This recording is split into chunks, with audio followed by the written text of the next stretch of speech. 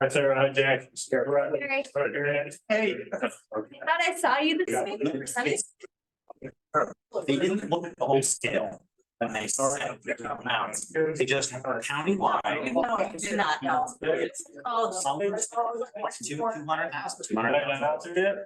Yeah. 1,000 signature is the maximum it can be. Whereas last February, you had Junior. Regional districts, it was the percentage.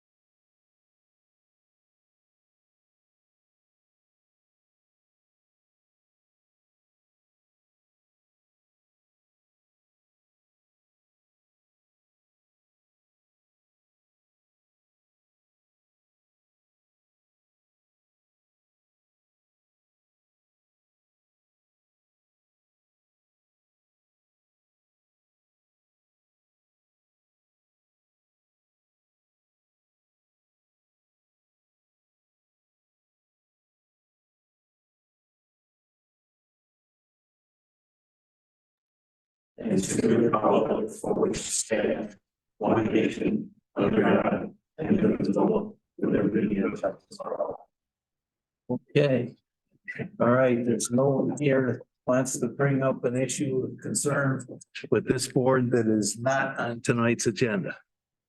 Which is good. With that, I'll ask the clerk to take the roll. Supervisor Michaelenko, Here. Counselors Ruckteschall, Here. Clehood, Here. Dueling, Here. Chiarenza, Here. Mannion, Here. and Counselor Alex is on his way. Okay, with that, Jason. Thank you for the expanded presentation on this at the Hotel Syracuse. I thought it was excellent. A lot of good news. A lot of good news for the board. Okay. Is there a clicker? Yes, I will.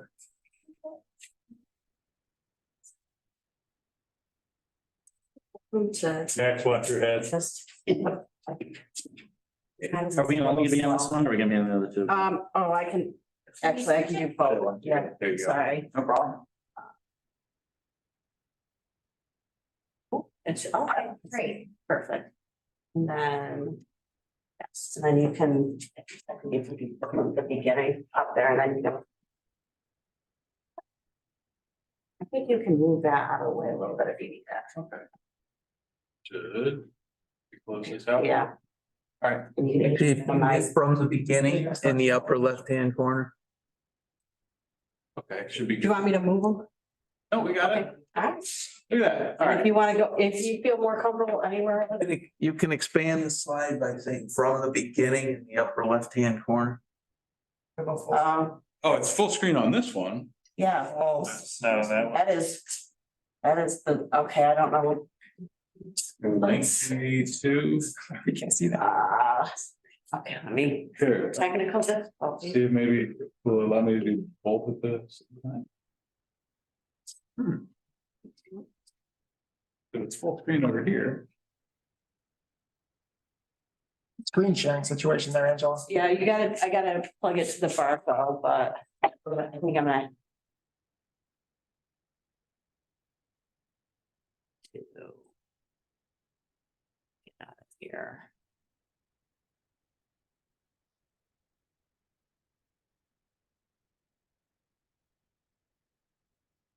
Stop share. Would you just press new share, what, retract it? Down there that's lit up green, press that button. We had a power outage, so everything just kind of went back to normal settings. So what I was saying by going to from the beginning. Yeah, but that's not I don't know. These are what's- two different, they're two totally different screens right now. Yeah, that screen's not over here. Would it be easier if we just went down there and looked? Yeah, like That might be. I don't know what's going on with, It appears to have shared a static screenshot yeah, which over is, here. You press Maybe. And the, the mouse is moving, but what's underneath you it? press the new share button there on the bottom. No, this is not there. Oh. Gotcha. I don't gotcha. now the whole, There's no new share button on here. Yeah. yeah. It's weird because the mouse is moving. Yes. Okay, now, okay, let's try. We almost have to do Zoom tomorrow.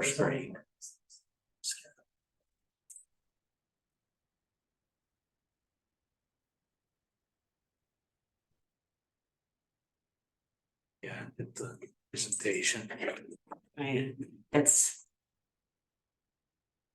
you know.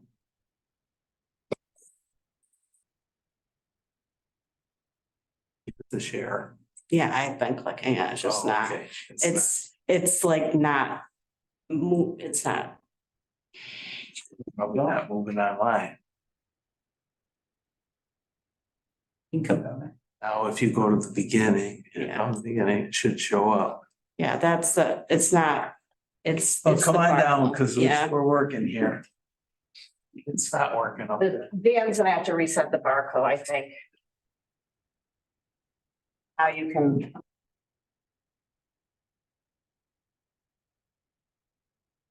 Almost had it all right. Yeah.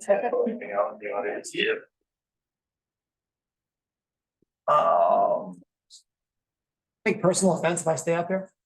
No, not at all. You did. I was curious. Oh, These are the orchestra street. what's that? The orchestra. Oh. All right, well, what I did is kind of what I do every year is, we do a state of the airport presentation to the community. What I've done is kind of condense that down, for this presentation, because I didn't think you wanted an hour-long presentation of all the fun stuff that's going on at the airport and the industry. But I just took some of the highlights really to go through what we accomplished last year and some of the goals for next year, but also some of the challenges that we're going to be facing for next year. We are breaking records right now every month. In fact, January of this year was 25% busier than it was in 2023. And I was just telling Mike that we built 800 new parking spaces a year and a half ago. On Thursday, we were down to only 113 open spaces at the airport. So continuing to be very busy. It's an exciting time. So we got a lot of fun stuff going on. Let's see if there's a way to move this. Maybe not. If you try going over maybe towards mute and like, you should be able to drag it. No. No. Oh, there it went. Moved. Let's see if we can get this thing to. Maybe not. No, that's just. We'll put it up here for right now. All right. So real quick, with the airport, so the airport authority operates the airport. We as a lease from the city of Syracuse cover about 2,300 acres of land. Shared use, our annual operating budget this year was $42 million. Still over about 2,500 employees at the airport, and we are now up to 9 airlines and 30 nonstop destinations.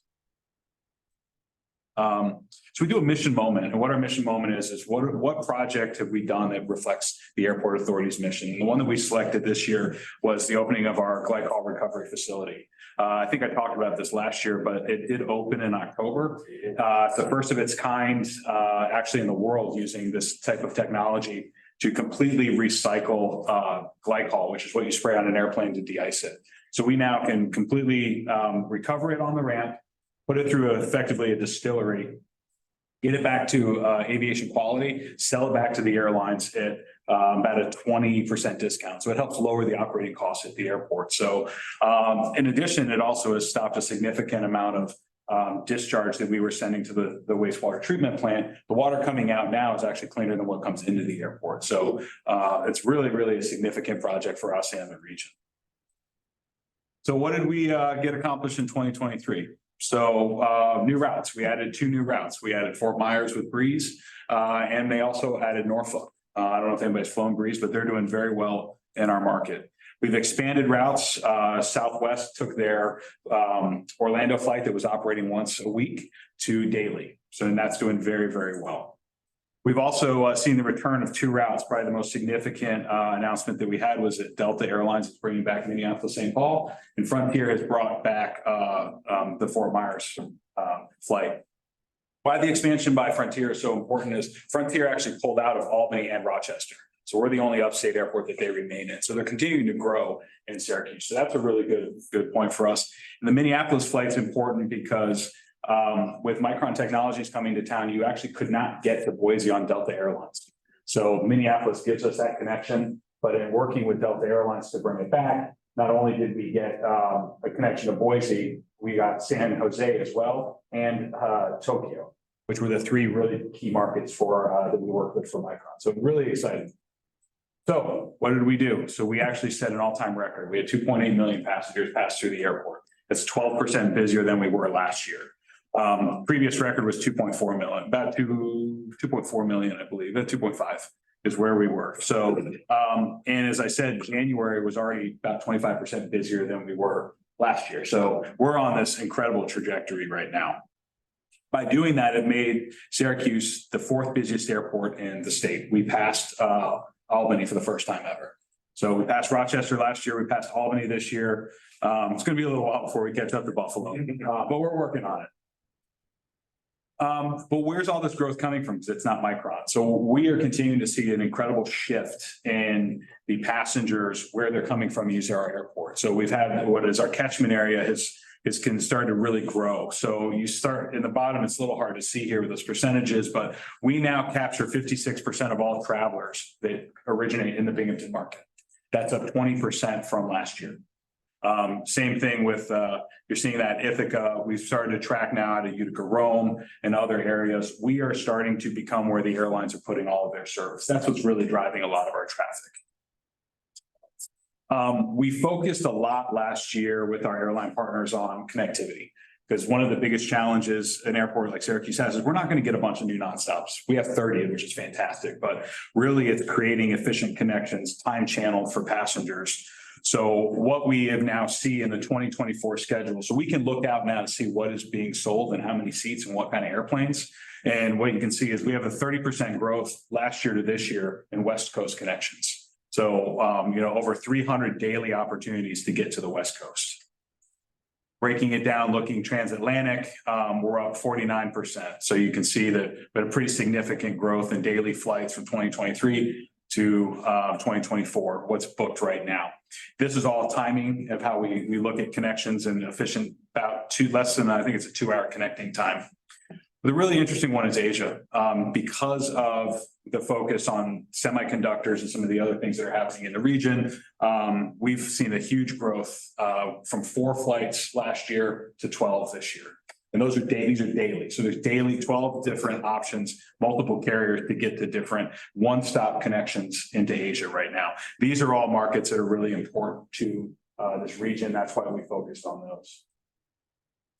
Again, our split of airlines with those 9 carriers that we have, and Sun Country is going to be joining us here this year. You can see it's a pretty healthy mix. Depends on the month. American and Delta kind of go back and forth on who's number one, but having this kind of diversity is really important because as one airline kind of pulls back service for whatever reason, and somebody else is going to come in and fill that gap. Separate of air service, the one thing that we've done and we're really proud of is we continue to focus our airport as the center of excellence for advanced air mobility. New Air has moved their operation from Griffiths to Syracuse. So this is now this operations center that you see up here in the top corner is actually as you exit baggage towards baggage claim on the American Airlines side. It's a glass wall. You can look in and see how we are managing all the drones, advanced air mobility, everything that's flying in the space. All the technology that's being used right now is all homegrown here. So they've taken everything, whether it was through Genius New York, through the Tech Garden, anything that is there has been really developed and is being tested and proved in this market. The picture in the top corner is that we hosted the IWG, the Interagency Working Group for Advanced Air Mobility. So we held a 3-day workshop of 23 different federal agencies. Because we're the only airport that we have been able to fully integrate drones into our airspace. And you can just see in this bottom corner down here, you see the Reaper, but just in this corner is Beta Technologies. We actually did an advanced air mobility fly-in. So Beta Technologies flew their vehicle in, we had Upstate with their drone, and then the MQ-9 came over as well to show them how these things operate in our airspace. They continue to come back. The Air Force now is set up, coming back and forth, because this is the model that they want to roll out to manage airspace as drones and UAS start to really become prevalent in the airspace. And this is the real exciting one is we finally, after 2 years of making a big stink about this, we finally got Centro to the airport. First time we've had public transportation in a long time. This is huge for all our vendors. The timing of it works really well for us. So now we're able to get people to the airport. That has been a significant challenge for workforce at the airport. Where do they come from, Jason? That bus is a direct line from the hub. And it starts, I forget what the early time is, but we worked with them to time it around the airport shifts so that the workers, as they come off, they can either come in time for their shift or leave. The biggest challenge is the morning. The first flight goes out at 5:05. So getting your staff there, checkpoint opens at 3:30. The buses aren't running that early. We still have a little bit of a challenge in the early morning period, but then throughout the day, we're starting to see a lot of ridership. So it's actually ahead of what Centro was thinking the numbers were going to be as it developed. So it's been a success story. And just like we thought, it's mostly employees. Very few travelers are using it, but that was really the goal, is to really help, because workforce was a real challenge for a lot of our vendors. And with all the growth that we've had, we've updated our checkpoint. So we added a 6th lane. We've gone to all CT scanning at the airport. And then we've, if you haven't seen it, we've improved the queuing at the airport to create a little bit more efficient use of that space. So now we can queue most of our travelers in that area. Before we did this, the end of the security line was actually at the exit ports. So we've been able to kind of make some modifications. So that's been a really, really good customer service enhancement, and it looks better. All right, so 2024, what are we looking to do? So we've got a couple initiatives. Really, these are kind of the key 4. Air service development, continue to work on that connectivity, but also starting to work on growing some of this leisure. We've done a really good job on the network carriers, but now looking at some leisure focus. Sun Country Airlines, which is starting in June. What's unique about them is that flight was actually designed because they want to bring people to Central New York. And it's actually booking ahead of what they were expecting it to. So it's the first time an airline has looked at us as the destination versus how do we get people out of Syracuse. So this has been really exciting. And they were actually here last week touring. They were really impressed with everything they saw. Planning for the future. Obviously, we have Micron coming. We have a lot of other developments, and with the other airports kind of losing their air service, we have to be able to accommodate all of that. So we're finalizing the master plan this year. We're almost done with it. We're reprioritizing a lot of our projects. I'll show you that in a moment. And this coming year, the airport's going to be under construction. We have a lot of construction at the airport right now. We've got dust walls up for the new customs facility. The dust walls will go up for the New York State program, which I'll show you here in a moment. And so we have to be really conscious of the signage. How are you moving people in and out of the airport? The landside project's going to be starting as well. And I talked a little bit about the UAS Advanced Air Mobility. Continue to position the airport not only as the leader where all the airports are looking to us, like how do you do it? But we're now starting to actually look to recruit manufacturers and some of these other suppliers that you have a drone, a commercialized drone corridor that you can take off out of Syracuse Airport and access. It's the only place in the country you can do that. So Sun Country, it's a new airline that's going to be starting in June based out of Minneapolis, St. Paul. It'll be start with 2 days a week, service to Minneapolis and then connect on. Why this one's really important. They are a low cost carrier. They've been around. They're actually one of the oldest airlines, but they're now kind of expanding into the east. This is our first low cost connections to the west. So you can now do LA, San Francisco, Anchorage. You can hit the West Coast with a low cost carrier. Up until this point, we haven't had that option here. Allegiant doesn't, it's more north-south. Frontier has a flight to Denver, but it doesn't tie into anything. So this is a really good option. And then, like I said, it's booking a lot faster than they thought it was going to. We just announced Raleigh-Durham is starting on Breeze. This is significant because the Raleigh-Durham market not only is a big business market, but it's a huge leisure market, especially for the ACC. And this is something that SU has been talking to us about getting some additional capacity into Raleigh-Durham. So we're really excited that this one will be starting in May. Okay, so talked about our growth this year. What's coming? Our master plan forecast that I talked to you all about last time I was here, that's accelerated. And what we are now expecting based on the new numbers and the schedules that we're seeing is where we thought we were going to hit in 2030 at 1.6 million departing passengers. We're now expecting to hit that sometime between 25 and 26, probably the closer first quarter of 25. So what does that mean? That means that we have basically about $1 billion of investment in the airport that needs to happen to reach that 2030 infrastructure standard. Some of this stuff we'll be able to kind of play with. You see a lot of it is mostly FAA funded. So that's all our airfield work. So taxiways, de-icing. We're going to be doing some runway replacement work, some ramp replacement work at the airport. But some of this stuff has to be SRA funded. So that's the land size, some of the terminal expansion work that we're doing. And I broke out the advanced air mobility stuff at the bottom just because while that is something that we are focused on from a project priority standpoint, we've got to take care of the core stuff, which is up at the top. So our 2019 master plan, these are the deficiencies that they showed in 2019, what's in red. So you can see we were already short space for the checkpoint, baggage, FIS. We were already behind. When you start to look at what we have to do by 2026, there's a lot of red right here, which means we're deficient.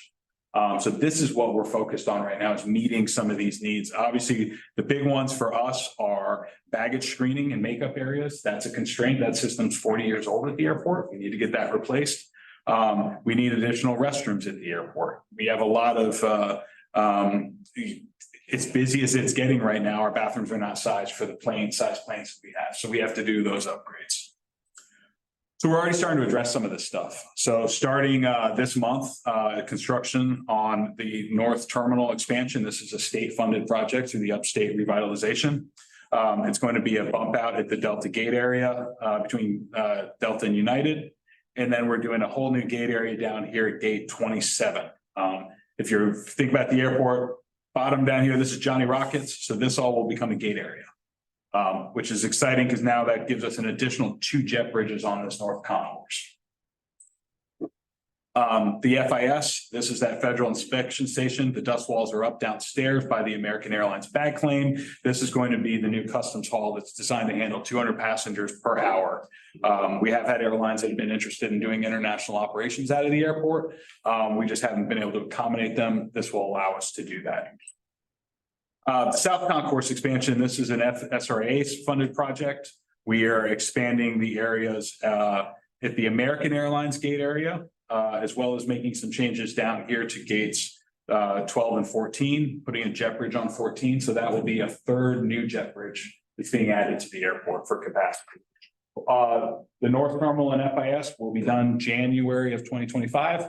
This one is slated to be done September. With that, we got new concessions, and this is something that we've been under concession for a while. We put a bid out and we are for 2 national brands, and we were successful, and we will have a new Einstein's Bagels at the Delta Gate area. And then a Qdoba, which is kind of like a Chipotle Mexican Eats. First one, I think, in upstate New York. It'll be on the hallway as you walk towards the American Airlines gates. The landside project, this is moving forward. First phase is starting at the end of this year. It's in design right now, which is the new consolidated rental car facility. It'll be a 2-story deck. We'll be moving the rental car companies into that and then making way for the new deck structures that we'll have to either tear down that deck or do kind of based on our traffic. We may have to build some additional support space first before we take that down. That's something we're working through with our board actually this month. So the master plan, what does the future of the airport look like? This is the preferred alternative for our master plan of what the 20-year vision of the airport will look like. So give you a kind of where we are. General aviation will remain down on the south side, down in this area. The runways remain the same. You've got the new terminal. This is what the terminal will ultimately look like, where it'll become a linear terminal. Because that's the only way we can accommodate all the aircraft that we need to and add the restrooms and all the other things. We can't bump these existing concourses out any further because of your protected airspaces that you have to keep from the runways. So we're going to go to a linear terminal. And then what you see in blue here, this is going to be the expanded ramp space. It's going to be used for additional de-icing as well as, I didn't need that. Don't need that. Okay. De-icing as well as aircraft storage at night. Right now, we have 16 aircraft that overnight at our airport. In July of this year, we will have 18. We only have room for 16. So we got to find space by July for 2 additional aircraft. We've got some ideas how we'll do that, but it's just this is how busy we're getting. What you'll see here is the old airport master plan layout showed a third runway, but a parallel up on the north side. We don't foresee the need for a full parallel runway to match another commercial runway. But what we're showing here is a shortened runway that would be used for advanced air mobility. This is something that we've looked and talked with the 174th about their operation. They could use this. It could be used for general aviation as well. All within the footprint of the airport and the protected airspace that we've already have on our ALP. And then cargo is going to get very busy. So building out a brand new cargo facility on the west side of the airport with associated taxiways. And then this is just a concept of what a connection out to Northern Boulevard would look like. So that's what our future of the airport looks like. You can see the runway or the new parking decks and the consolidated rental car facility. But this is what we have come at as our new preferred alternative and what we will be building towards. And that's the quick update. Any questions? RDU got some family there. Is that gonna be a direct flight? Yep. Oh, great. How many a week or a day? With Breeze, it's going to be 2 a week, and then they're hoping to grow it to 4 and then to go to daily. Great, So, thanks. no problem. If you go back a slide. So with that linear layout, Yes. for the terminal, how many planes can you service compared to what you have now, if that's fully built out? So if this were built out to this standard, I believe it's 28. And we are right now at if I include the gates that don't have jet bridges, when we go to full jet bridges, we have I think it's right at 22 gates. So that, Even though we're numbered at 28 or 27, we don't have all the numbers. do you feel like that will be, sufficient for the next, 10, 20, 30 Yeah. years? Absolutely. Because remember, we're not a hub. We don't have people coming and going. It's like everybody comes in at one time and then they leave. Mhm. And there's only so many hubs flights that are gonna really fit within those windows. So that what ends up happening is in the off times, that's when some of these other like the point-to-point flights operate. So that's why we're putting in a common use system at the airport. So Delta can use it at 9 o'clock. Their plane blasts off, gets out of here. Frontier can go into that exact same gate at 11:30. because it's empty. So we're gonna start utilizing the assets a little bit more. We've already started to do that with what we have today, but this is just kind of the ultimate build out. So we'll start by building where the cursor is, the ones down here first, right? Get those built out, which will allow us to close these gates and start kind of moving people around. Yeah. If you had to expand the linear footprint in the future, do you have that? Yeah, we could keep going if we wanted to towards the cargo building this direction, you know, or you could actually put another pier out right here if you needed to. Yeah, you have the space to do it. So, yep. You talked a lot about the passenger side. For the cargo side, have you seen any increase in activity now? Or are you building the cargo pads as the facilities as in anticipation? It'll be as an anticipation with some commitment and understanding of what's coming, right? Sure. The cargo facilities that we have today in these buildings, we're full, right? We don't have enough ramp space. And you can't park 777 or some of the larger aircraft there. So the ramp is a big constraint, same with the building. So having the expansion, we don't have room to expand in this area. So moving it over here makes a lot more sense. It's also a better connection into Northern Boulevard. And then there's talk of when advanced air mobility and drones and all that stuff really takes off, cargo is where it's going to start first. So you're able to actually operate in and out of this facility independent of the airspace. Yes. With the direct connection to Erie Boulevard. Oh. No, go ahead. With the road connection. Yeah. Right on Boulevard. You're gonna, it's obviously gonna run through wetlands there. You've got, have you worked with DEC or Army Corps yet on? No, this is just this is the 2040 concept. Like, this is what we're showing. That roadway could end up going up through the barracks. It could, we just put on to show a connection out there. Yeah. Well, when you get there. Yep. We have about 16 sites that we're looking at for Mitigate. control improvements. Mhm. And so it may benefit the both of us to work together. Got it. With the DEC and regulatory community. Okay. Running your wetlands, your wetlands have already been identified as a place we could enhance / increase storage. Got it. Okay. Absolutely. Yes, sir. Yes, I received an email last week from the airport. Yes. It was a request for proposals for local food and beverage and regional providers. Yep. You mentioned the national chains. Yes. And, there's a free proposal RFP meeting on the 28th. Yes.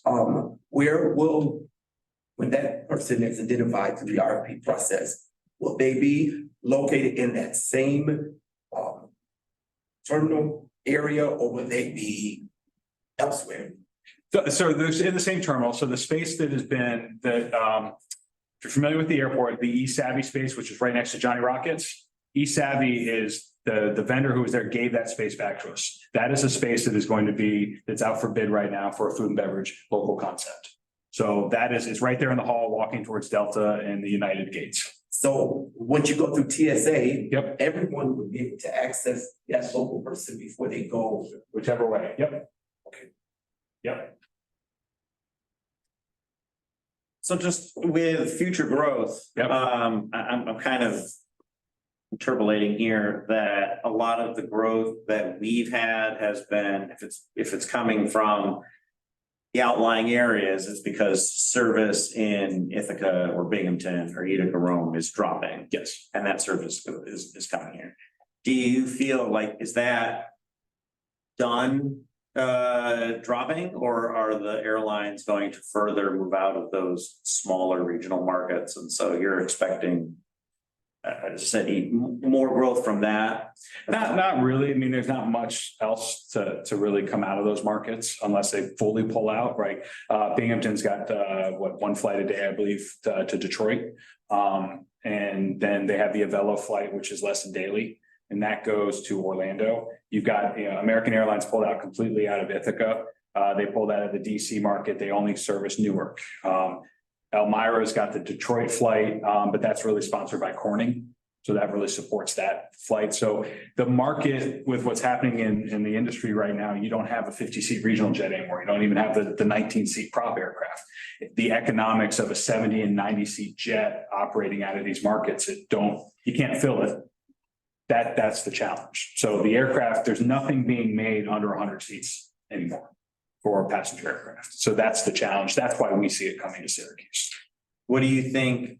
So what do you feel is driving the growth that you're expecting to see over the next 5-6 years? It's everybody who's going to be moving in. It's the Micron effect, as they say, but it's also all the other stuff that's happening, right? You got TTM, you got all the advanced air mobility things that are happening, all the suppliers, everything else that's happening in our region, right? It's not just in Syracuse. It's you look regionally at that catchment area. There's a lot of really exciting things. We're the ones who are supporting that, and the airlines are actually putting the service in to support that. And that's when we go and meet with the airlines. We're telling not only this story, but the kind of the regional catchment area story. Yep. I forget his name, but the academician that you have. Bill, yeah. As the consultant follows right in line with what Max was picking up on. Correct me if I'm wrong, but I believe he led us with the impression that it's the federal government or the FAA that's holding up these smaller airports, and that market forces would quickly move to these catchment basements. Not as much on it. The challenge from an FAA perspective is airports need to be reimagined. You've got a lot of small airports, right? You've got the EAS airports, which is what he was referring to, which is a subsidized airport by the US government, usually because it's of some sort of strategic importance. You see a lot of that up in Alaska. How do you get mail? How do you get medical supplies? You have those, then you have non-hub airports that are all competing for the same dollars. There's not enough to have all the airports be developed and have a rate structure that will attract airlines. It's just, you can't have both. And that's the decision that the FAA has to make. So, Is there likely a trimming of some of those airports? I think you're going to continue to see some airports lose service. Especially now the JetBlue Spirit merger that kind of fell through. You're now starting to see the outfall of that. Spirit just pulled out of Manchester, Boston for good, right? That airline's gone. So you are still seeing some consolidation and regionalization of air service. Yeah, I think you're still going to see some of it, but in our region, there's not a lot left that can go until the airport, they leave an airport completely. And then that's when the airports need to reimagine what they can be. Not every airport survives on commercial service. Binghamton's the U. Yes, you can, general aviation, maintenance, there's a lot of different operations that can go to an airport. But yeah, everybody wants a nonstop flight from their home airport. I get it. Yeah. Yeah, my last, I think, final question is Central New York has long been a shipping transport distribution area. Is that compatible? Is the overnight the marketplace for, let's say, UPS and FedEx and increased shipping? Is there a future conflict between the shipping and the commercial? Oh, I don't think so. They complement each other. They operate in different time channels at the airport, and they do support each other. So, I mean, there's a lot of US mail that goes out on Delta. Depends on who has the contract, right? So to have that healthy balance, I don't see one overtaking the other. Is there synergy to be had with the rail industry? Not really. The easiest way I explain it to people, you have fast cargo and you have slow cargo. Fast cargo being high value pharmaceuticals, chip manufacturing, must get there. You throw that on an airplane, right? Slow cargo, textiles, things like that. It can take 5-6 days to get where it needs to. That's the difference. They don't really compete. Yes, sir. Okay, 2 questions. One, will this expansion in real time help to reduce cost of flights out of Syracuse? I'll drive to Rochester to get a different lower price. And 2, a hotel on the airport property. Yes. I must probably miss that. Did you mention? No, I didn't mention it in this one, but we do have a plan. So we are right now going through a land release. We're releasing 46 acres of land. You can see my cursor. This is the State Trooper Barracks. All of this right here up to CNS, all of this is getting released from the FAA. What that means is we have to go to the FAA and say, we're not going to use this for airplanes. It's called non-aeronautical release. And so we will get that final determination. We're going through the finals of the environmental review right now. We should get that in June, and the plan is a mixed-use commercial development in this area, gas station, restaurant, at least one hotel, probably more than that, all going in right in this area right here to support the airport. They talk. Thomas. Yeah, sorry. Yeah, sorry. Not to say we're not, we look to do other things around, right? But that's the non-aeronautical. On the cost side, right? We are doing a lot to reduce the cost to the airlines to operate at the airport. We don't control anything with airline pricing, right? So like right now, everything in and out of Syracuse is full and if not oversold, right? American Airlines was offering a lot of money for people to switch their flight. And it's expensive. First week in January, a flight from Syracuse to Chicago was $1,200 main cabin, right? I mean, it's ridiculous, right? But it's being driven by demand. That ends up being a good story for us because now the airlines will start adding a lot more. They start adding more flights in. Maybe instead of trying to pump everything over Chicago, and American Airlines will now launch a second frequency into Dallas. They'll bring on Phoenix online. Delta will bring Salt Lake online, right? They'll start, that's what we need to have happen so that the airlines start going to and adding additional connecting points on the market. If the airlines aren't filling those airplanes at a high yield price point, they're not going to add service, right? But we're at a point now where even at those prices, they're overselling their airplanes. So we expect by the end of this year to start seeing some new routes pop up. Yep. So I remember last year you presented talking about it wasn't just frequency of the service or the number of hubs, but it was the time so that they were connectable to other flights as well. And that you were going to be working towards improving that. And I found that to be true because I was trying to fly West Coast this last year and I was like trying to fly American and get through Dallas. It was like getting out wasn't so bad, but like getting back through Dallas, it was like you couldn't ever come back. The flight was not timed well with the rest of their system. Have you been able to make improvements on that through the other? Yeah, it depends on the route, like the Dallas flight. That's actually timed so that you can fly in the morning. There's a huge amount of this community that does a lot of business in Dallas and in Texas. They can fly in, have a full day of business, and then catch the 8:30 or 9 o'clock departure home. Mm-hmm. If you're trying to get back midday, you're not getting back midday over Dallas. So what we're doing is that flight, those pairings are doing really well right now. The next step is for American to now add in a second frequency that falls kind of in the opposite. So now you'll have a midday departure out of Dallas coming back here and a turn going back to Dallas at night. Because that's what we have the early morning flight down, late flight coming back. The second one will reverse that. So now you have more options. But you got to get one to build first, prove it works. Then they got to say, okay, this is really, we're going to pull a plane out of, Minnesota and we're going to put it into Syracuse to fly back.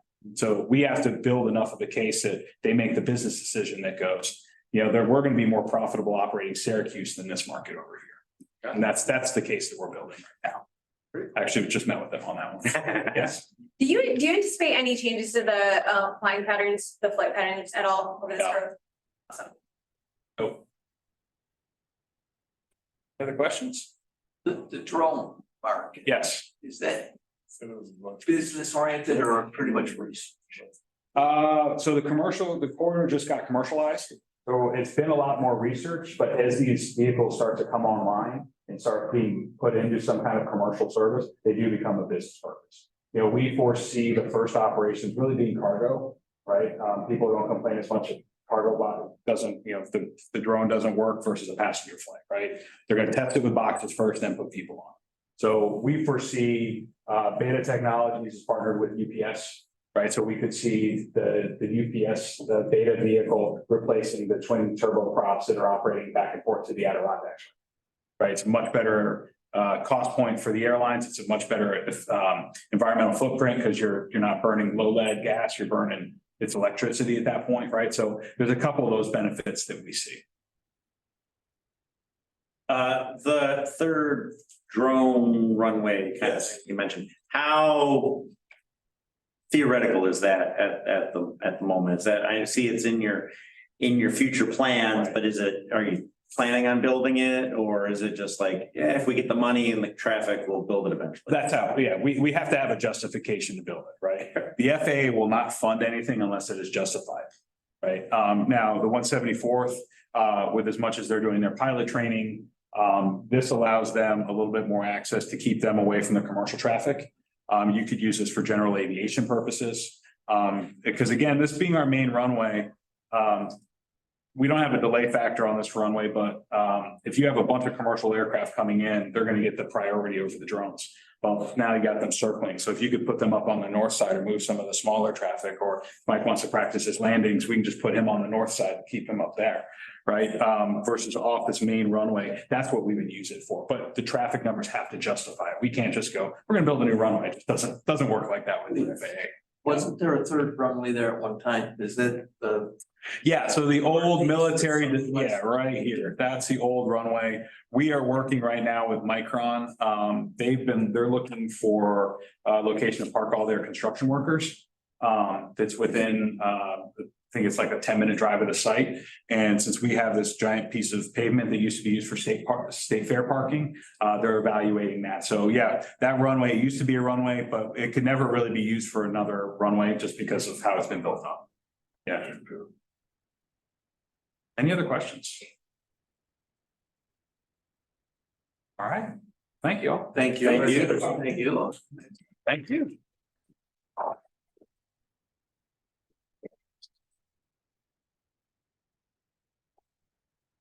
Thanks for your presentation.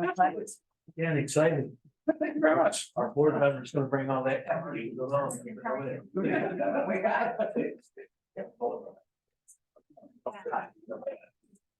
Not in close. Now, we've got some. Talking about the results in our or the general aviation redevelopment, all that's in that area. That's a closest thing down. Yeah. That is not a show.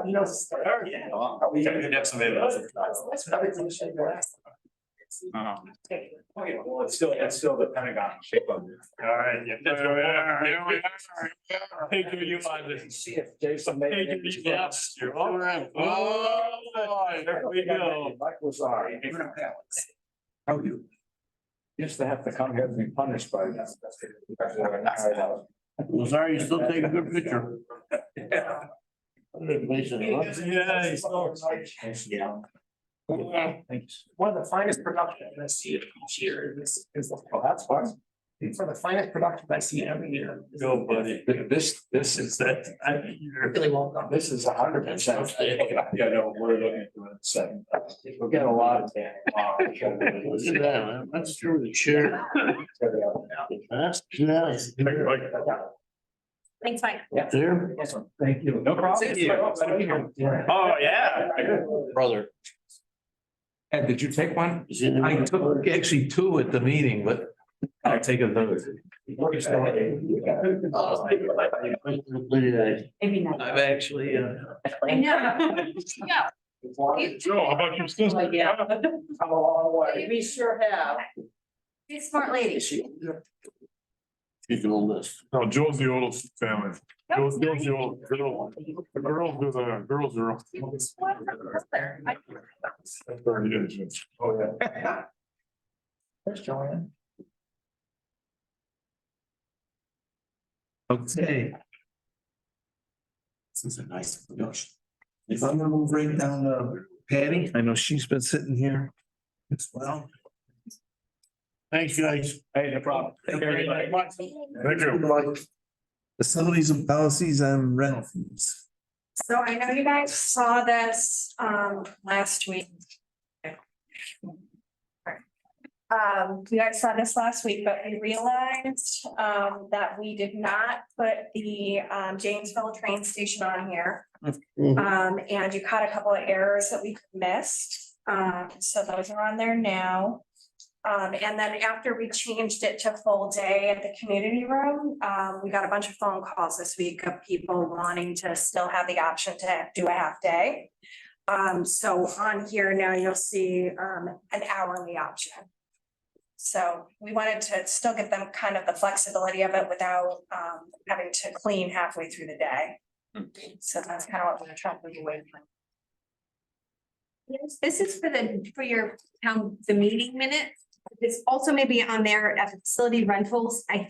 Now I don't remember which one it was, but it said that the dates they're open is May, I think 21st, and then it included up to the Columbus Day weekend. Yes. Can you provide a hard date for that? Because the Columbus Day weekend is a Monday, so are you talking the weekend before Columbus Day or the weekend after? Just because the start date is an official date on the calendar, it's got a number associated with it. Yeah, you're right. So for similarity. Yeah, no, I think that makes total sense. So let me go in and figure out the closest, date that won't change.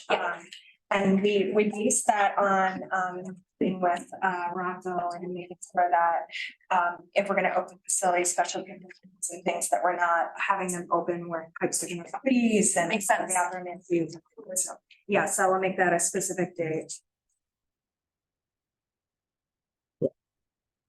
I apologize as well. I was absent, not around it all last week, and I meant to touch base, but because of so many personnel changes, the community room was originally set up with an agreement. I don't even know if it's codified. But at one point in time, it was in writing where the East Syracuse Volunteer Fire Department membership had the opportunity to use the community room. One They day. still a year. have that, and they're giving us an annual updated list. Any firefighters or anybody who comes in who's not on that designated list, they will have. Right, but they're also supposed to give you those dates in advance, so you Yeah. have the opportunity to rent when they're not there, so Okay, I think it was twice a year, like. In that they had a window of time, they had to give us dates. okay, Prior again, so what you can't have happen is we rented it on X day and then have a fireman come and tell you, oh, I'd like it that day, and you don't have to kick somebody out. yeah, no, I mean, So I can work with you offline on just the communications, but you tell us what date works for you. Then you send them a request and they give you back the dates. Then you take those dates off and then you go forward with the rent. There's gotta be at least a 3-month window yeah, that they're prior noticing, okay, someone knows the whole purpose of the use of the fire department is a reward to volunteers, right? And volunteerism is dying, and so it was a way to provide them some cover, right, on this, but again, if someone's having a child that has a special event or, graduation or what, they know that in advance. They should be able to, again, give you a 3-month, 6-month notice on those kinds of issues. okay. Yeah, I mean, what we were doing is, if they're on the list and there's no reservation in there, we're booking them in. But I think it's fair if you're going to not pay a fee, you should. Have community members. Yeah, you gotta have some reasonable advance notice of the dates that they are asking for, so that it doesn't conflict with your rental items. That's fair.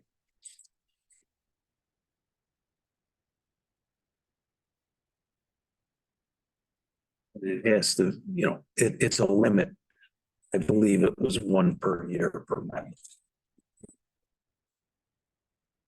And then I wanted you guys just to double check on the sign that we got all the organizations that believe that we did. Challenger, the DeWitt Library, Janesville DeWitt School District, the Burn Run Charity Event, ESM School District, and the East Syracuse Library. Is there anybody else? I went back and looked at the minutes, but I didn't see anybody else that had already been approved, but That was everybody that was supposed to. Yeah, that's very much last time. okay. All right. One check. Just, and I'll check with her, for a phone call. But in the old days, the Jamesville Political Action Committee had the train station, Okay, but they, I believe, are pretty much defunct. okay. They, That comes up. you know, but they were the group that went and got the Gotcha. yeah. Okay. Yeah, I figure if different stuff like that comes up, we can always just to you guys for Right. any approvals for any waivers of fees, anything like that. Perfect. Thank you. Thank you.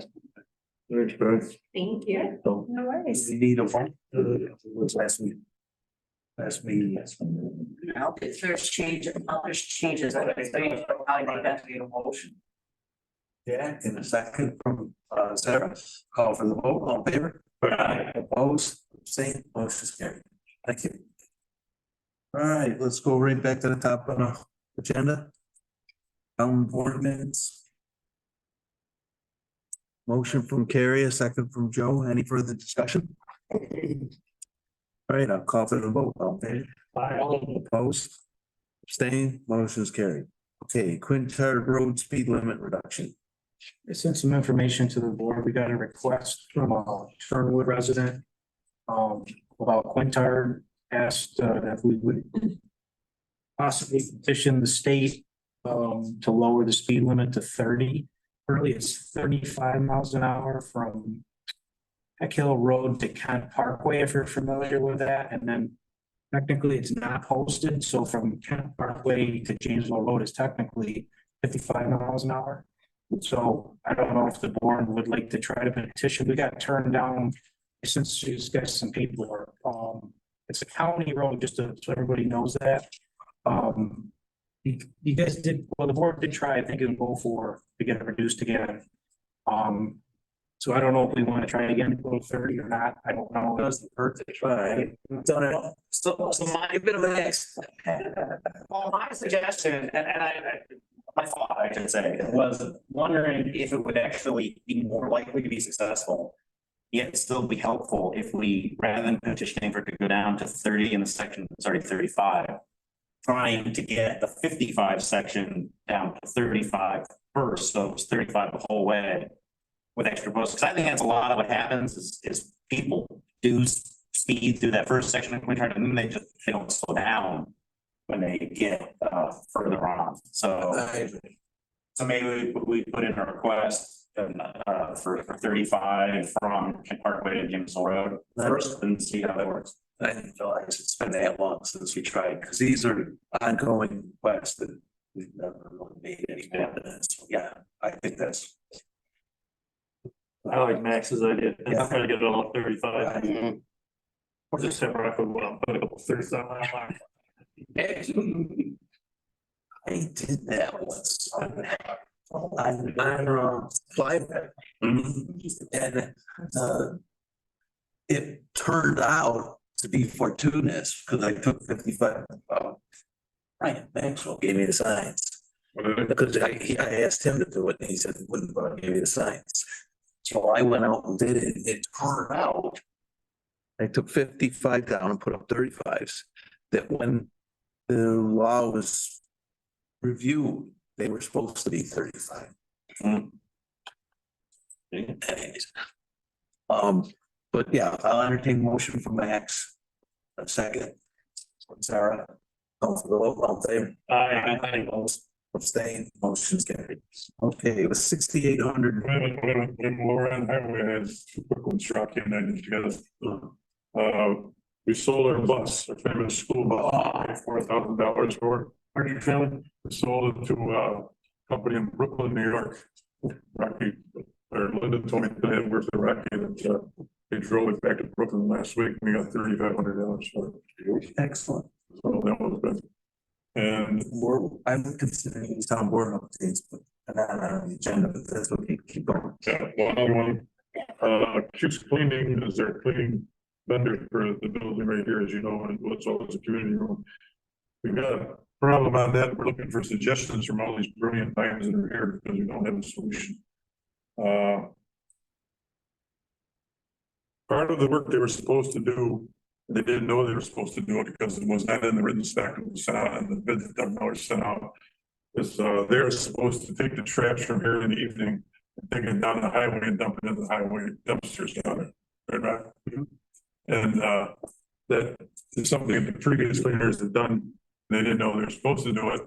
And when I questioned the guy on it, he said, the guy's name is Azir, AZIR, is the owner of the company. He said when he was doing his walkthrough, there was a big dumpster right out there. And yes, there was one out there because the company that was fixing our toilets and our restrooms and making it up, they had rented that. It was not the town of DeWitt, it was theirs. And whoever took them through and they walked through said, you could just throw stuff right in there. So of course I said, who took you through and did that? He goes, I don't know, some lady that walks us through. I don't know who did that, so there's two sides to every story. So what we did last year, the town board in July, I think July or June. In July, we made a motion at the town board to give them 6 months to find a different way. What Rocky did was he gave them a truck that goes over in the corner over there, the one that's always sitting there. And they put the trash in there and then one of our ex guys, one of highway or parks guys takes it down, dumps it in the morning and brings it back. And we'd given them a provision of if we gave you 6 months to solve this problem. We thought that was a very good idea. And we haven't solved the problem. They say they don't have enough money to buy a truck. So we're open for any good suggestions. Part of it's our fault, part of it's their fault. They're in the second year of the contract. It was a 2-year contract. They just started the second year in January of this year. Seem to be satisfied with their service, from what I understand. You could ask Matt, who's here every day, or Angela, who's here every day, what do you think about their service? I kind of think that should be an executive session. Yes. Okay. What was that? I missed. I think that should be discussed in executive session. That's service. Let's stop this subject here. Yeah. All right, I'll pass. All right, we'll come back. 6,800 East Genesee Street, customers only meant for bank. Under Max's name, but I also believe this was Manitoba site. I left a recommendation on each of your spots there. That is the updated planning board recommendation that goes through the 6 criteria that are found in section 192.121. So now we have an application by the owner, we have action by the planning board, we have a recommendation with all the appropriate criteria. And the town board has noticed and conducted a public hearing. And the only thing left is action by the town board, so the board can vote on this issue if you still choose. Right, yeah, my own questions are. There, I believe, legitimate public concerns with the notification and stuff. So has all of this been posted on our website? I posted this on Civic Plus just because I received this. But is Civic Plus accessible by the, for the public? I don't think it is. Well, I think we had a public hearing.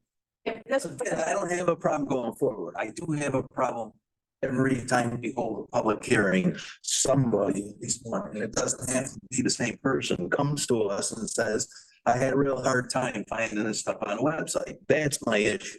Can I speak to that? Yeah. Because what she's referring to is not the town boards, like this, she found the stuff posted with the town board. It's the planning board projects that are not being none of the projects are uploaded for public consumption. Understood. So the format is our only connection to that office right now. That office should be making sure that's the role of the planning and zoning office, and I know we got a new blood coming in and everything to make sure that one, projects in place, and I want to look at the distance between the notifications. So whenever a major project comes in, any residents within, I think our law says 300 or 500 feet, it should be much farther than that, right? Especially in a commercial zone. The north side of town bumps into this all the time. You have industrial zones that are right up against residential neighborhoods. And so things like the Witt Landing industrial thing where there's residents near Bishop Ryan's or a school or something, they should be noticed on these things. And the same with any of these projects. So the planning work stuff's gotta start. I'll take this up a little while, but And that too, like that was the right, work. Yeah. I really kind of see a lot of stuff. yeah, right. Understood. So I'll follow up on that. It doesn't preclude us from taking action on this particular thing, but this has been a reoccurring criticism that needs to be addressed. And Matt, for this one, they did, can you confirm that the planning board did circle back and address Bonnie's initial question of whether or not the process had been followed thoroughly? Planning board, I was not at the meeting, my understanding is they did meet. Okay. We spoke about it, Bonnie was at the meeting, she acknowledged that everything in her mind had been done. They concluded, so she was satisfied. I heard that she was satisfied, she not personally, but that's what I heard.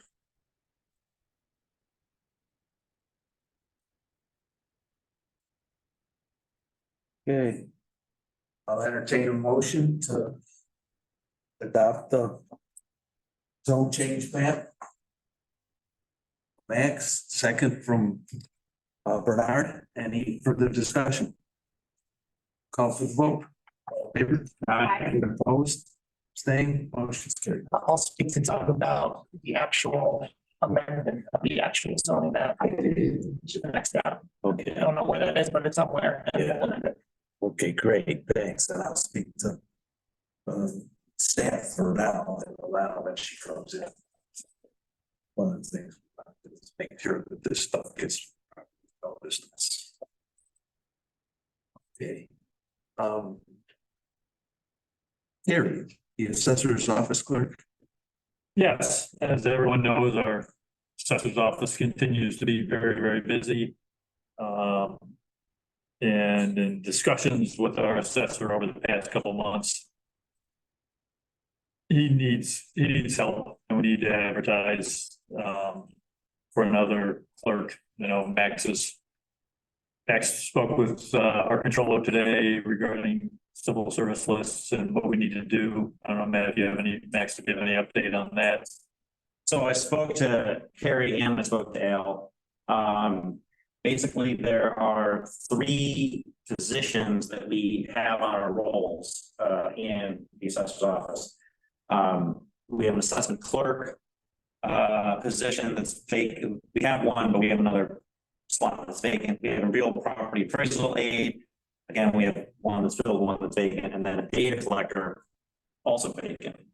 Al says he cares more about the person than the actual title. He feels like he can train someone from any one of those 3 titles into being a successor to him over time. 2 of those have lists, the assessment clerk and the real property appraisal aide. The data collector does not have a list currently. Al is fine with us actually canvassing and posting for all 3 titles, with the understanding that basically it would start with the 2 lists, 2 one of those that lists, can interview all of them. Take whichever one he feels is best for that role, and if some of them he likes, then you could post it more widely in the data collector role that has no list, so you can just pick anybody and hire them provisionally to take the test. So if that works with Carrie, the recommendation coming out from tonight would be to post and canvas for all 3 titles. The understanding is that we only are hiring 1 person. And if they're on our rolls, that means that we are already carrying funding for those positions. No, not funding, it just means there's no extra civil service steps. We can just. Where do we fill that. anticipate getting funds from? Where do we anticipate getting the new salary from? from Al's budget. I mean, Al's budget, he always comes in. Well, Came in 80,000 under budget last year. Al's understaffed. I mean, he. Yes. Okay. Again, As long as it's identified. I looked at what manliest budgets. 100,000 more than their assessment is about the same as our assessment. And I think ours is more difficult because we have so many more commercial and residential. It's due time that we pay a little bit of attention to that office and start to bring it into the present. So it's overdue. Al's just does a really good job and gets a lot of work done in the work week. But I think this ought to be brought up in executive session also because we need to talk about the performance of the people that are there. we can talk about that in executive session. Agreed. Okay. But for now, we just need to advertise for that department. I'll entertain a motion to post for the 3 positions from Max. A second from Carrie. I'll call for the vote out there. Aye. Opposed, Opposed? abstain, motion's carried. What are the 3 candidates? Opposed. Okay. No, I can get them for you. Okay. Yeah, I'll talk about it. Okay, I noticed Patty came back, but she didn't, yeah, So she just paid his drugs off. okay. Was Patty his Oh, yeah, she's driving this off. Check registries? Want to do the smoke shop, Gary? Oh, that's right. I'll do that with them. Yeah. Oh, sorry, I have to. Board updates. Check registry. I looked it over. Okay, I'm sorry, I'm not at my, give me a second, I don't know. What you just voted on. I'm looking to accept the check. Anybody else is looking at it? I wrote it back. Question, Bill, or you might be able to get. go ahead. There's a lot. This would seem much more than the usual ones that we see. Does Carrie annotate or to you, do you get this in the budget meeting maybe of anything that's maybe a one-off of something of a check there? There were just a lot. I was shocked at how many there were this time. Since you've been doing this, there's been some that are, and if you have a question on an item, I typically will either text her or email her or call her and ask her for an explanation on something that doesn't look right. Did she annotate on the front end of something that she made wonder if we're going to wonder about it? Does that make sense? Does She hasn't done that, although, I mean, again, I think I'd asked a meeting or two ago that we probably should, now that she's doing this, Yes. ask her to come, whether it's once a month, once every 2 months, once every 3 months, kind of explain the process and how she does it and what there's so many reoccurring that, every month we see the same thing and just start to figure out, okay, that's that.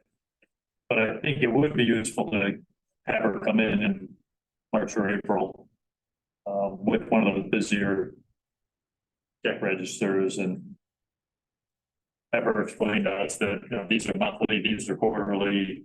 I mean, I think she'd be happy to do it. Yeah, maybe start at a quarterly, post quarter. we could actually ask her just to organize the list monthly, quarterly. Yeah, she, I mean, those kinds of things are pretty simple. you shouldn't have to be here if she's only to do by Zoom, we could. do it by Zoom. You can't make it to a meeting, but. I'd be really good with that, so. That'd be super helpful. Just, it's a lot to take in and Absolutely. today was not my day to want to go over this. I have some, you can go there. I end up thinking, You want, Right, well, let's get the vote on the check registries. no, I'm on the check register. Oh. On page 41, we had the stuff in PLLC, and they were charged $6,390. I recall we had a proposal that we did not vote on or did not approve. Them requesting a new rate. So I'd like to know, does anybody have an idea and then for new rate or is that the old rate? Yeah, I think it's a session. Is another exec? Yes, 5 contracts and rates. Good. Okay, the next item is on page 46. Which is Rambo Engineering, we paid them 2,145. I think we gotta talk about that one in executive session too.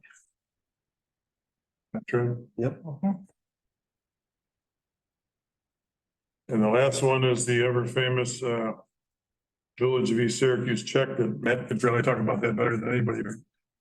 We've been getting emails about the village not getting the funding for the fire department. That's also Pardon me? also contract executive session. Good. Okay, that's it. All right, so I'll defer the vote on until we have conversations in executive session. Town board updates. I know Max has got one on the agenda, but if you have updates in the future, this is the time you can bring an update to the meeting. It's not on the agenda. So you all are liaisons, for example. So if your organization has that, if you want to inform the board about that would be the time to bring it up. So anyways, okay. Yes, I did miss it. It got added. It's not on my hard copy agenda. It was the smoke shop moratorium. So I'll go back to that before the updates then. Okay, I think several of us have been in meetings and we've talked about it. All And this today, because somebody wants my lawyer, so. So that's why it's not on my hard copy. and I'm sure many of you have noticed, there seems to be a lot of smoke shops popping up all over the town. And Matt and I had a meeting with the planning board attorney and our new head of planning was at the meeting as well. And I think it would be really prudent for us at this point to put a smoke shop moratorium in place for 6 months, which would give us time to modify our current zoning and update how we're gonna handle smoke shops, because right now, I think there's 5 in a mile and a half stretch on East Genesee Street. And I know there's a few that have popped up in East Syracuse. And others are calling, wondering if the way has done anything or not with smoke shops, so they can bring their smoke shop here. So Matt did, I don't know if you sent it out to the board, Matt did draft Yes, that's the plus. it's on Civic Plus. If any of you had a chance to review it, but I'd like to Hard copies to the board would like. I'd like to introduce it tonight and then set a public hearing for our first meeting or our next meeting on March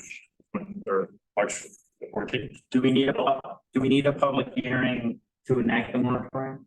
Yes, we schedule a public hearing. So this is the proposed legislation. Right. This will go to county planning as well as the public hearing. And does this go to county planning before or does it go after we have the public hearing?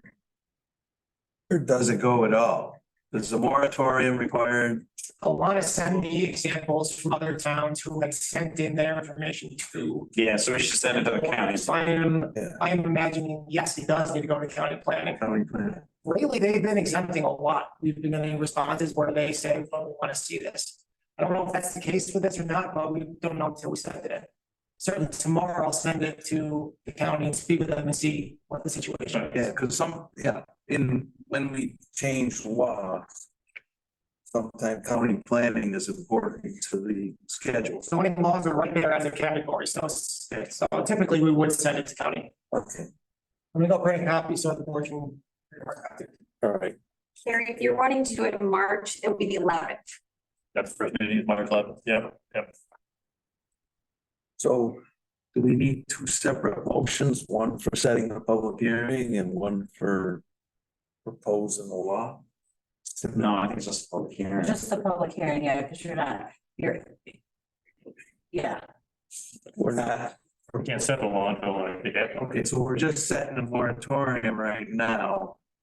But not even gonna. It usually is followed up by a language change in the law, right? I mean, we're gonna end up doing something different.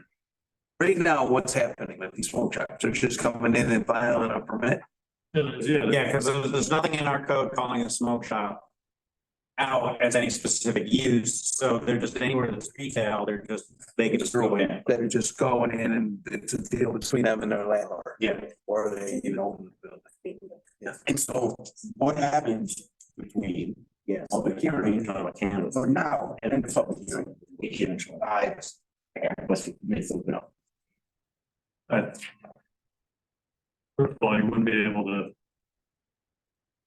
open up. I mean, it's not, I mean, we got the more. Say we get two, what do we do?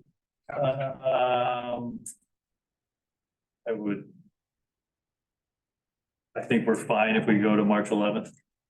Okay. We can verbally tell people that there's a moratorium in place. Well, But the moratorium isn't officially in place until we actually hold the public hearing. Right. Advise the public that there's a hold on smoke shops. Okay. So it'll be discussed the March 11th in the public hearing, if you'd like to attend, please attend. Is the intent, and the lawyers have done from a lot of these questions, is the intent that our law is gonna be restructured regarding smoke shops. Right. And so existing smoke shops are now grandfathered, yeah, they'd be a non-conforming use. not conforming As use. long as they didn't need basically site plan approval for something in the future, they would stay. So there's gonna be a whole, I'm assuming you're gonna have to file for a permit, right? Right now, they're not filing for a permit, so they're gonna be required coming forward. Is the permit structure? And this can all occur offline, but where I'm going, if this is gonna be productive, the way you structure the permit is it an annual permit? And those That's the way the city- shops are required to come back in and then they go through some kind of evaluation. We're gonna recommend a 6-month moratorium, and during that 6 months. Yeah. Is when we. In our process last year. Yeah, we can look at what other towns have done, what the city has done, and what we want to do and blend it together to. Yeah, we did this moratorium that I remember this was public, was the moratorium on petroleum energy producing facilities. We had a proposal for a coal gasification plant. We put a moratorium in place on that. We developed a whole set of ordinances relative, right now, it's you can't put a hot fossil fuel electrical generating facility in the town. So, okay, all right, so all we have to do right now is set the public hearing. Right. For some reason, I think there's two votes. One is on this local law that establishes the moratorium, that is the law. And then two sets the public hearing. It's coming back in. And my question is, I think we need two votes, one for the acceptance of this local law, which is the moratorium. Yes. And then two, we set the public hearing for somebody else. Acceptance of the local law, I'm at public hearing. We're just saying, we like this idea, we're gonna bring it to the public, have a public hearing. You don't need a proposal step, you don't need to introduce this local law today. We did. Yeah, I mean, I introduced it today, but we have to have, we have to give the public a chance to chime in. So we don't need two votes. For some strange Introduction. reason, I thought the introduction had to come with a vote. That's the introduction, I believe, is the 10 days. I have to put that in your mailbox. Okay, That's a hard copy. all right, I'll entertain. Angela's got to advertise it, right? Andy? It's gotta go to, it's gotta go to all the towns and state and. Actually, do we have enough days? How many, do we have, is there enough days with the zoning notice? We need 10 days zoning notice, and I need 10 days to put a hard copy in the board members' mailbox. Okay, so You can overlap those two. I could do notice tomorrow and put hard copies in tomorrow, and they'll be posted by paper on Wednesday. Which would meet I think they post on Wednesdays, Ange? no, they post on Tuesdays and Thursdays. If they post on Thursday, Good guess on that. if they post on Thursday, then. That's 10 days. Yes, Yes, I'll do it. I'll make sure to send it to You you. get an extra day this month, so that works. Yeah, I'll send. I'll, just send me the stuff and because just give it Let's to, talk in the morning. We'll do it. All right, I'll entertain a motion from Carrie. And a second from. Is it a question? Well, I have a question first. I mean, I'll like have a second to eventually, but I'm just, do we need, okay,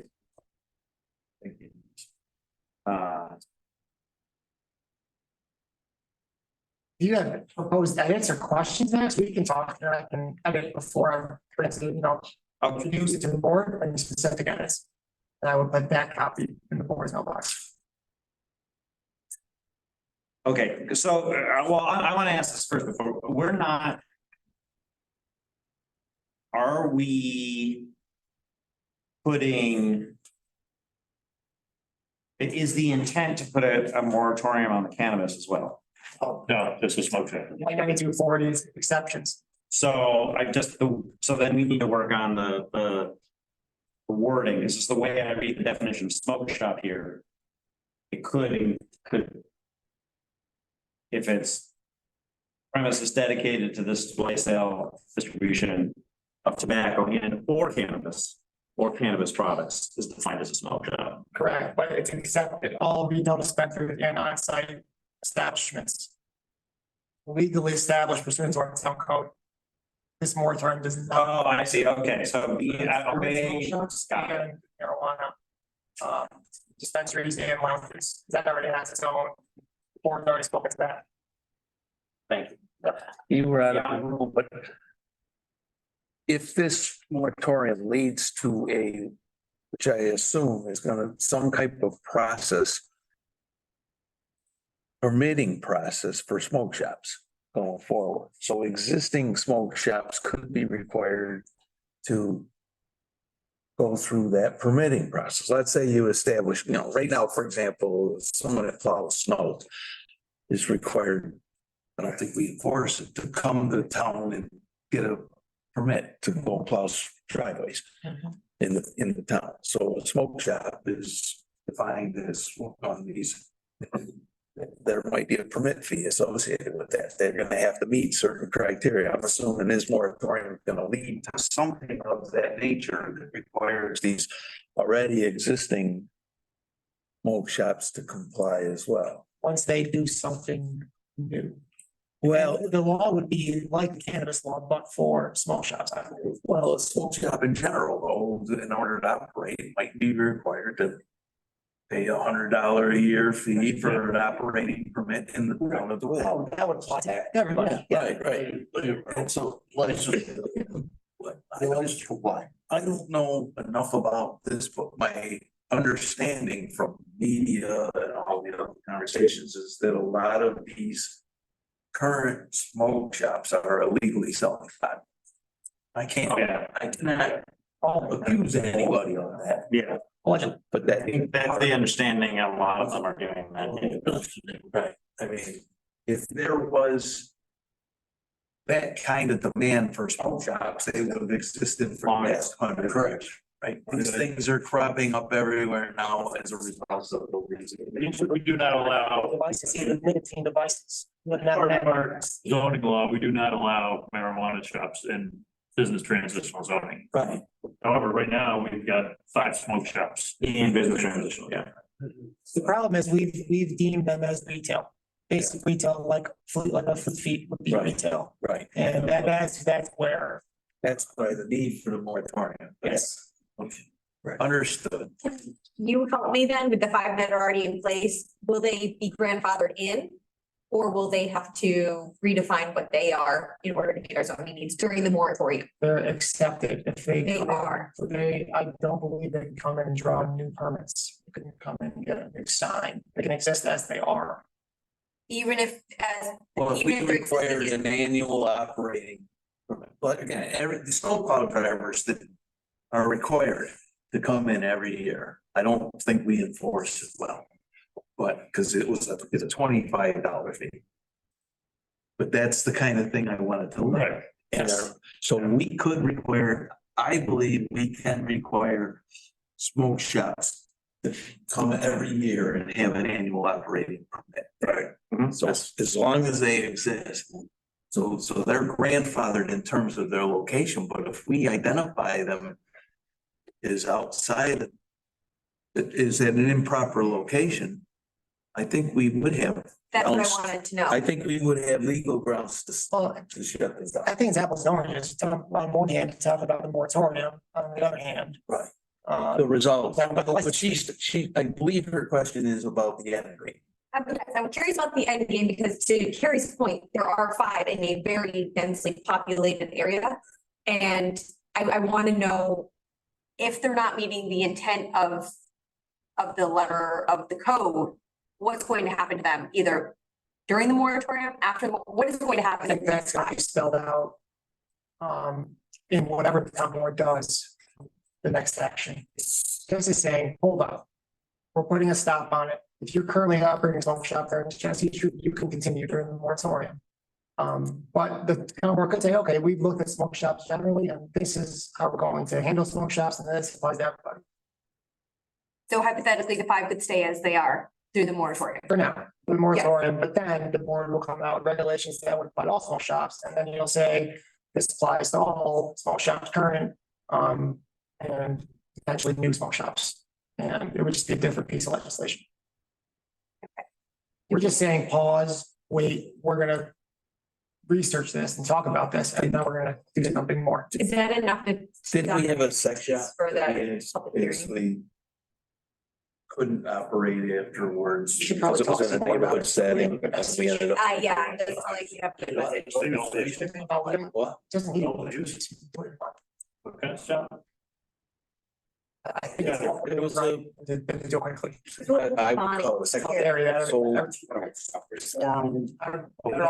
Yeah, well, they had many years ago. Right, but there was a shop operating over off of that moratorium and they processed that shop. Still there. Still there. The 2 or 3 that are open in the town are still there. Okay. that's- Right, you start. Not much Yeah. activity. The one that they could be doing. So there, doesn't do much they do. I think Dolan actually opened after we took a line, that, you know, they were in an industrial area that's where it was permitted. Much for us. So it's finished. Yeah. And yeah. That's not facing this issue. State is not. I think as quickly as we can do the moratorium better, and then we can figure out what our options are relating to, I'll do more research. to sure. So And then some of our options pertain to the enforcement of the existing laws, right? I mean, if these folks are selling marijuana legally, then they have concern that some police agency, whether conduit sheriff, state police, or you know, the state's supposed to be putting some task force together on marijuana, then that they could be shut down for those reasons, right? If I can't accuse them of it, but if there's an existing smoke shop out there selling marijuana illegally, that's justification unto itself to shut them down.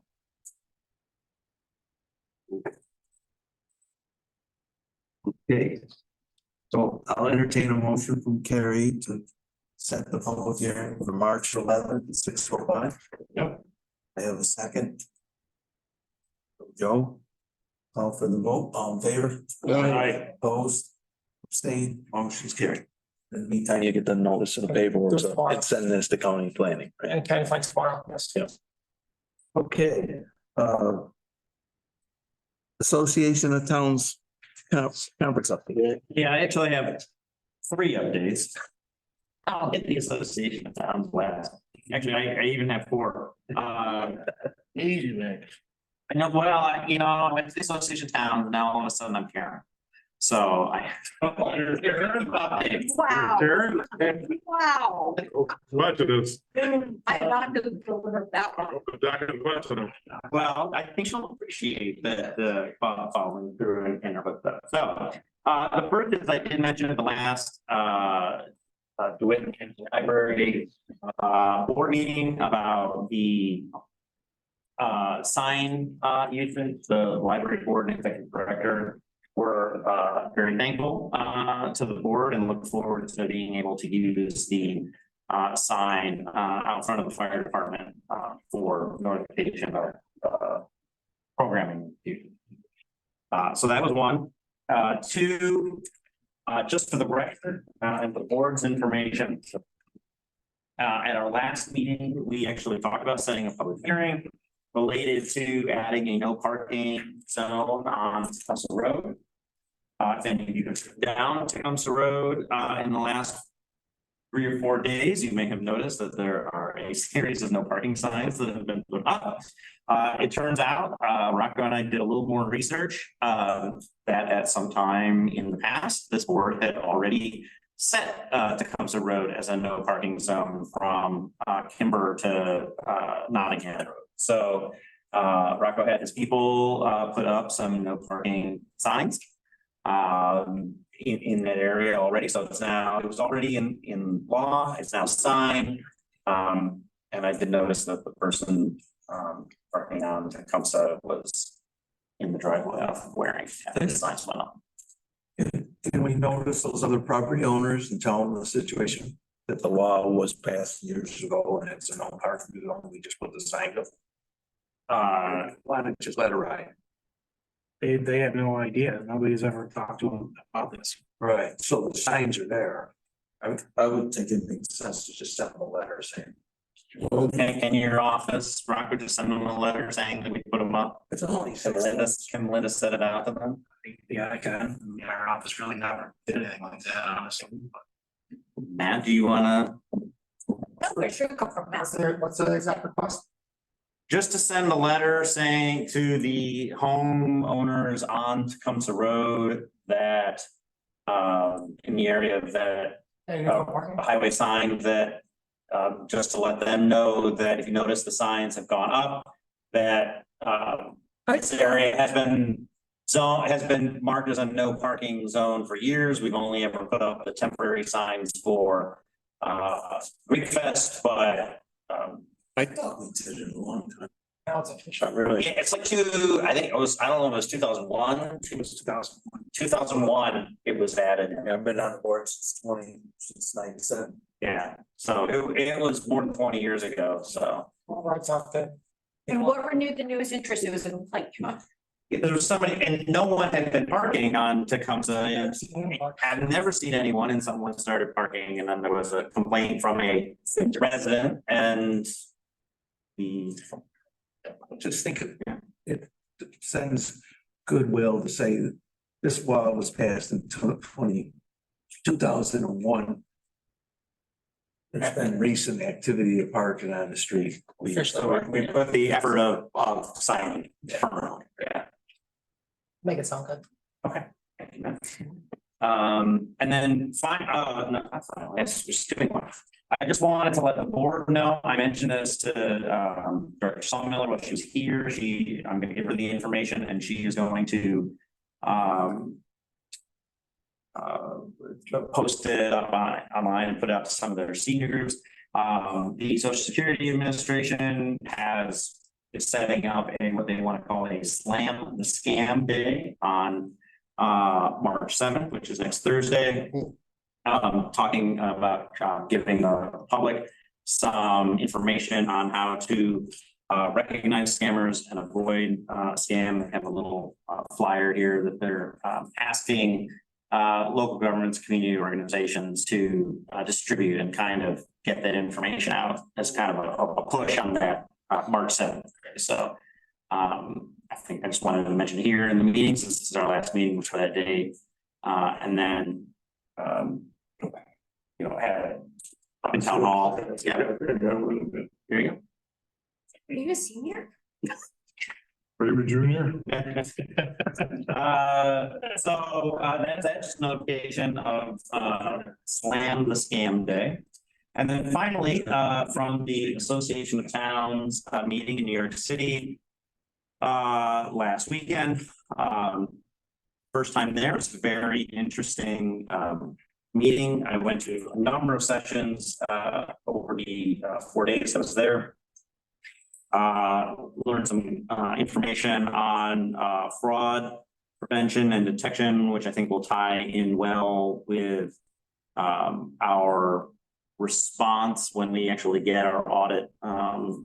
Eventually we can, some things, some more ideas for things that we can put in. I'll talk to Gary Fusco about those. I went to a very interesting, presentation on low and no cost options for increasing, pollinator, populations. I was going to give that information to Dennis Payne and Dak. I think that is something they'd be, interested in putting in. And Patty too. Yeah, and Patty as well. Patty and planning and zoning, environmental planner working together. Great. I went to an update from the association's lawyers on cannabis regulations. They just keep changing. One of the things relating to what we were talking about tonight is that the Office of Cannabis Management is setting up their own enforcement capabilities, that they're going to be asking for cooperation from local law enforcement. But ultimately, so like, connecting our police department to them, in relating to these smoke shops. Our police would not be enforcing it. Right. But would be identifying issues, reporting that to the Office of Cannabis Management, who would then do something about it. What that is at this point, nobody knows, but that seems to be the direction that we're going in, for policing cannabis law. It's not going to be policed right at a local level. All of this should have been set up first. Well, it's amazing, and everybody goes, as slow as this process has gone, it still seems like they're not doing things soon enough. Also went to a very interesting, and I think useful, talk on different ways of doing intermunicipal cooperation and code enforcement, something that we've talked about doing here. There are multiple setups for how to do that code enforcement cooperation between municipalities, and something I think even with the hiring that we're doing is worth investigating going forward. Absolutely. But for the villages, they've got a guy in. Code enforcement guy. Yeah, and there are, and one of the things, one of the models that they did was that a town that had multiple villages, the town had code enforcement officers, and they actually did all of the code enforcement for the villages in the town as well. And there was a pay structure for how they managed to do that, but they would enforce both the town code and the village code in there. So there's multiple ways, and some will work for us and some will work for us, but we can, and we'll work on that. Hopefully when that comes on along. We were lucky enough at the association meeting to have presentations by Senator Schumer, Controller DiNapoli, and Attorney General James. All came and spoke, talked about the things that are going on across the state right now. It's very interesting to hear from them all. And then finally, the association approved a 10-point legislative program on some different things that the association's advocating for with the state legislature and the governor. Some of them are repeats, preserving and supporting home rule, supporting highway, bridge, transportation funding. But then there are also some new ones supporting affordable housing while preserving local authority. This is in response to the last couple of years. The governor has had more housing procedure, but trying to keep local authority in it as well. Creating dedicated funding for municipal water and sewer infrastructure, which would be great for us.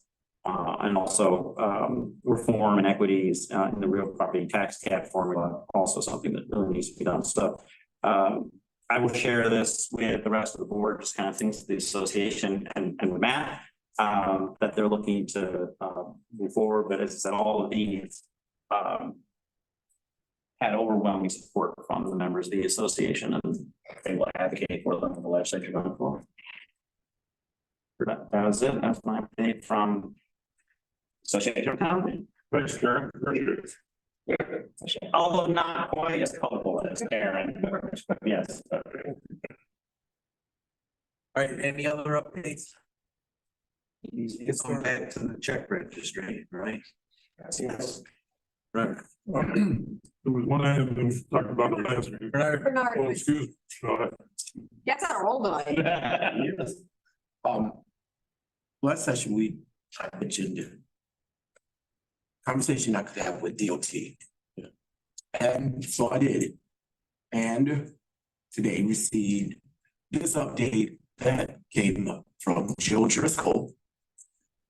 He sent and asked for time for us to talk with Scott Butler and Tanisha Murphy. So that we can better coordinate the project, so the impacts of, 81 for 81. And so I'm waiting to hear when that date will be. And of course, I'll let you know additionally, well, it came as a result of this conversation that's going to be happening in the city about some stuff that is going on. And so he followed up to me and with me about the request to have conversation with them. Agreed. I'll let you know. all right, excellent. Like I said, just for everyone's information, I have requested from Bergman Associates a list of grants that would be eligible for direct connection to the rail yards.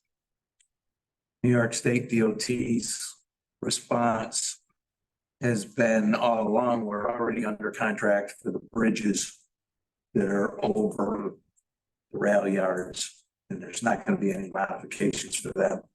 And therefore, a very expensive plan of modifying the exit ramps at Kirkville Road and getting the direct road into the rail yards is not possible.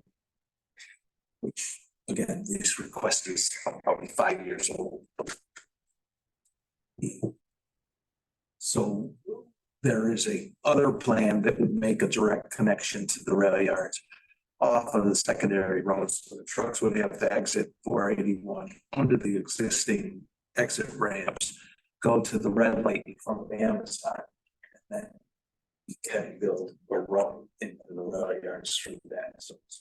So there is a little bit of movement on DOT's part, finally accepting that there is an option for getting trucks into the rail yards, but that's only come in the last month. I don't know where we are with sound attenuation on our neighborhoods. And that was what I was talking today specifically about. Yeah. Yeah, We're talking, you share with me, do I? yeah, that'd be great. Get them to move on sound attenuation for some of our neighborhoods. And then the same way they're under contract for the removal of the southbound 481 ramp, which is pushing the entrance lane closer to the Woodshire neighborhood and cutting very close to the monuments. DOT has agreed that the monuments will not be affected. The ramp is gonna be, I don't understand how it's not gonna be affected because the ramp's gonna be 10 feet against those monuments, which is again a violation of New York state law. Because they've told us over and over again, things like signs in Janesville on Route 73. Community signs rejected because it was too close to the right of way and stuff. So there's a host of issues that I will invite you when I get the time and date, but I know Bill Magnarelli has an upcoming meeting. Oh, yeah, in March. I thought he was on the list. Yeah, that I'm supposed to go back with the list of grants that I don't think Bergman's gonna have ready in early March.